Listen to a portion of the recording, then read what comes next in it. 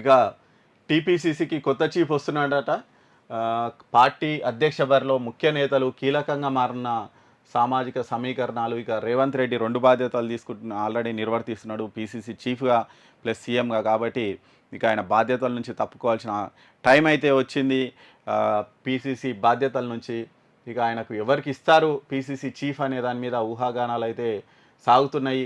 Reddy CM ఉండు కాబట్టి బీసీలకు నా పదవి వచ్చే అవకాశం ఉందని మనకు వార్తలు వస్తున్నాయి. అందులో పొన్నం ప్రభాకరు, మధు యాష్కి, సురేష్ షెట్కార్ వీళ్ళు ముగ్గురు కూడా ముందు వరుసలో ఉన్నారట. పొన్నం ప్రభాకర్ ఆల్రెడీ మంత్రిగా ఉన్నారు. మధు యాష్కి ప్రస్తుతం అయితే ఏం పదవి లేదు.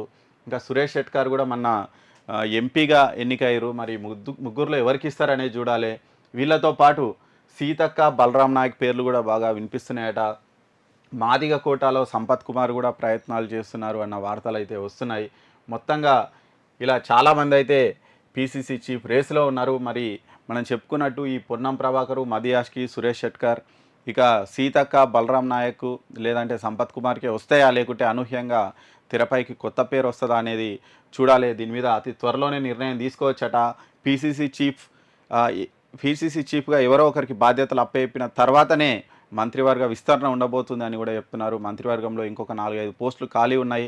చాలామంది ఆశావాహులు ఉన్నారు. ఈ నేపథ్యంలో కొత్త మంత్రివర్గంలోకి కొత్త వాళ్ళు కూడా వచ్చే అవకాశం ఉంది. ఒకవేళ పీసీసీ చీఫ్ ప్రస్తుతం ఉన్నటువంటి మంత్రులకే ఇస్తే ఒక మంత్రి పదవి కూడా ఖాళీ అయ్యే అవకాశం ఉంది. కాబట్టి ఇంకొకరిని ఎక్స్ట్రా కూడా తీసుకునే అవకాశం ఉంది. ఈ నేపథ్యంలో మరి ఎవరికి పీసీసీ చీఫ్ వస్తుంది అనేది చూడాలి. ఆల్రెడీ మంత్రివర్గ రేసులో కోమటిరెడ్డి రాజగోపాల్ రెడ్డి చాలా ముందు వరుసలో ఉన్నట్టు మనకైతే సమాచారం అందుతుంది. భువనగిరి ఎంపీ భారీ మెజార్టీతో గెలిపిస్తా నాకు మంత్రి పదవి ఇవ్వాలంటే హైకమాండ్ కూడా ఓకే చెప్పిందంట. మరి ఆయన ఇచ్చినటువంటి టార్గెట్ అయితే రీచ్ అయ్యిండు. భారీ మెజార్టీతో భువనగిరి ఎంపీని గెలిపించిండు, కాంగ్రెస్ ఎంపీని.